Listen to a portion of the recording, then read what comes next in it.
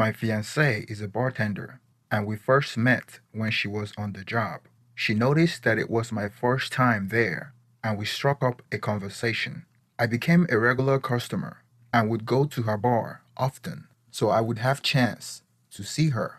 Eventually, I asked for her number. That was how we started dating. At first, when we started dating, I would watch as her regular customers tip her really well, and she would show her appreciation by serving them first when they show up the next time.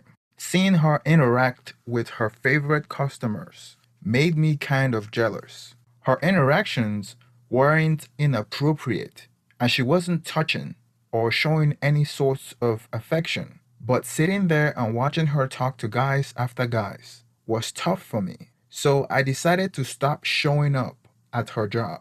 When she asked me why, I told her I don't feel comfortable watching her interact with guys after guys. She promised me that it was part of her job, and that was how she pays her bills.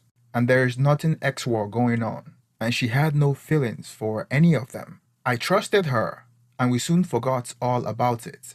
We dated for 7 months and decided to get engaged. Not so long after, we were planning to have a family. She wanted kids more than me because all her friends have already had kids, and she grew up thinking about having a big family. But it wasn't so easy. We had two miscarriages really close to each other.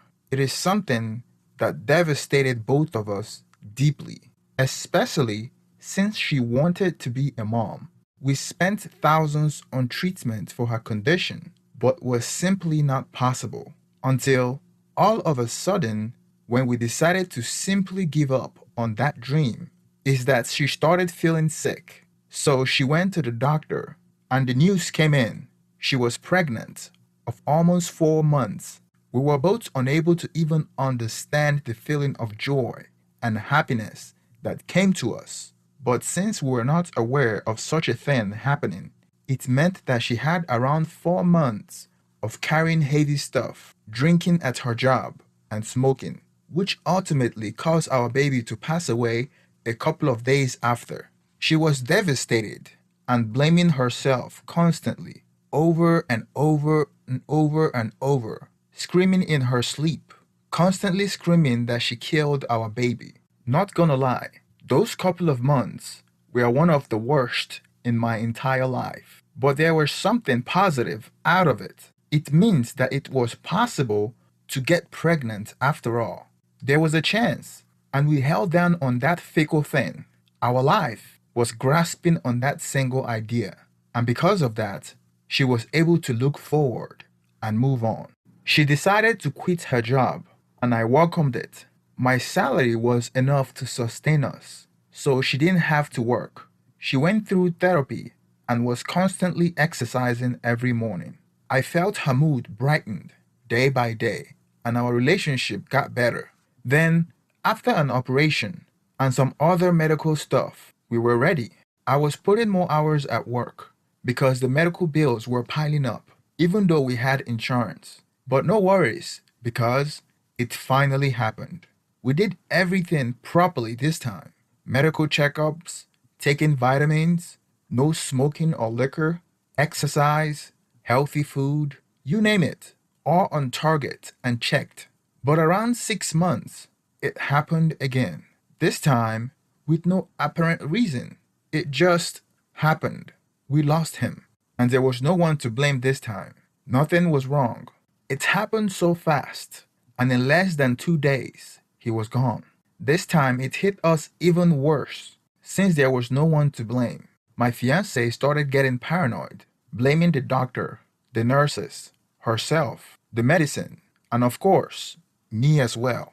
Once more, the several months of having to cope with this were not nice. My body even coped this by giving me super light sleep, in which when I hear her scream or having nightmares, I automatically wake up, hug her, tell her that everything is gonna be alright. And after she calmed down, immediately falling asleep, sleeping a couple of hours per night, and also staying awake when the nightmares got worse. In all of the time that this has happened, I have had people calling me to ask how she was, or ask if something is needed, as they were too afraid to bring it to her. I have internalized my pain all this time, unable to even mention to her that I am completely destroyed, because she always tells me that she leaned on me all this time and feeling guilty of it. But when I falter is when I realize that she's worsened her condition, so I learned to keep it sealed. I tried once to mention something and it didn't go well. She had a little mental breakdown and I couldn't continue. She was definitely very strong to endure this whole process, but break easily when I showed something as she needed my strength to keep on going. And showing anything makes her feel guilty. She became a completely different person to the woman I loved. She created complexes, change of mood, and things that are coping mechanism. But we kept on moving forward. One day, she told me that she was getting her job back because we were struggling with money due to all the medical bills that we had to pay. I felt sad about it because I know it was a sign that we were giving up hope of having a child, which is something she has always wanted.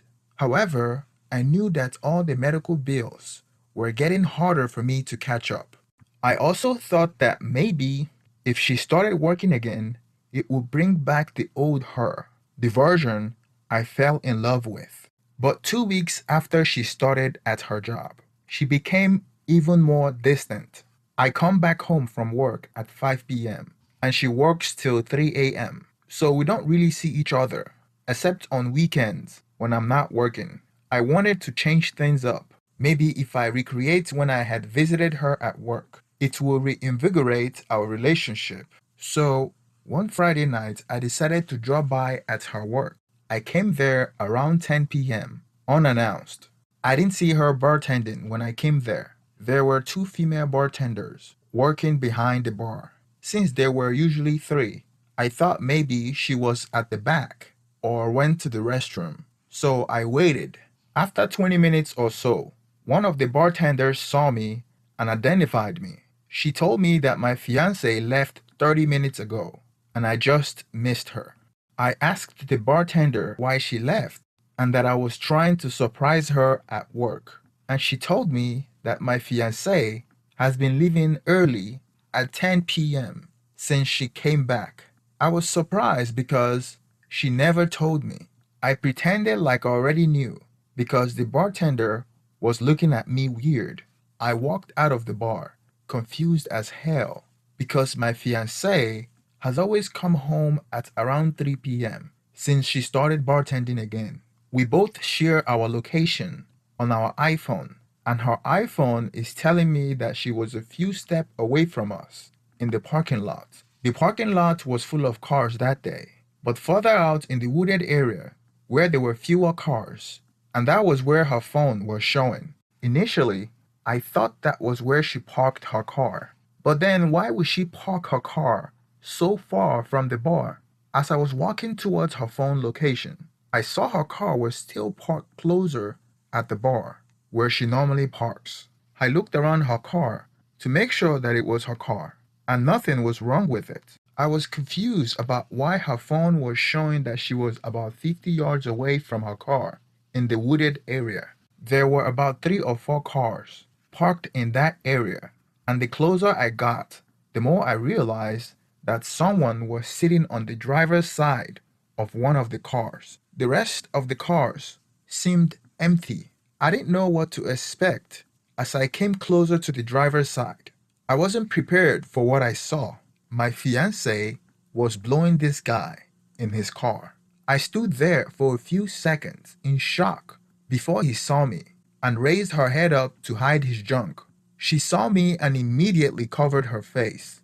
I was standing there freaking out. I recognized the man. He used to be one of her customers I remember that gives her large tips. My mind immediately flashed back to all the customers that were tipping her generously and how she used to tell me that it meant nothing. So I was right to feel uncomfortable about the attention she was showing her favorite customers about 8 months ago. The man immediately drove away and left me in the dust. I was still standing there in shock when the car suddenly stopped, and my fiancée got out and started running back to me while the car drove away. She came to me and started begging me that she was sorry and that it had never happened before, and she had been feeling sad and depressed and had been thinking about deleting herself and was doing all she could to feel better about herself. She told me that she wanted us to go home together and just wanted to hold me and didn't want to lose me. I told her that I needed some space right now to process what I just witnessed. I kept on walking fast towards my car as she followed behind me, telling me that she was sorry. She caught up to me and tried to hold my hands, but I forcefully pushed her away. When we got home, she confessed because I wanted to search her phone, and I told her to come clean for any chance of reconciliation. And guess what? There were 4 more customers that she had been having an affair with during the time of her pregnancy. She confessed because I would have found out if I had checked her phone. So while we were trying to have a baby together, she was having excess with other people behind my back. She claimed that she was using protection, but I don't believe her. When I caught her in the car blowing one of her customers, she was doing it raw, no protection. I believe our entire relationship has been a lie, and unfortunately, the miscarriages were for the best. Had it been that she got pregnant, we would eventually get married, and I would have never suspected that she was cheating on me with 5 other guys. And who knows, maybe the child wouldn't be mine. I told her that night that I don't think we can continue the relationship, and she told me that she would delete herself if I left her. At this point, I know that she's saying that to manipulate me and keep me in this relationship, but I have learned from my mistake. I already told my best friend about it, and I would be moving in with him till I find a permanent living arrangement. At first, I didn't tell my family about it because I feel embarrassed to tell them. I know how disappointed they will be since they loved her so much. 2 weeks after D-Day, I finally moved out of the apartment, and she was trying to get me to help her pay her medical bills. I told her that I can't support her on that, and I am not legally obligated to do so because we weren't married. I told her that she should ask all the affair partners she was cheating on me with to donate money to help her pay her bills. I wanted to keep our breakup quiet, but when she started spreading rumors that I was the one cheating, trying to tarnish my name, I decided to tell all my family members what really happened. And I also told our mutual friends that she was cheating on me with multiple men. Please don't forget to like and subscribe.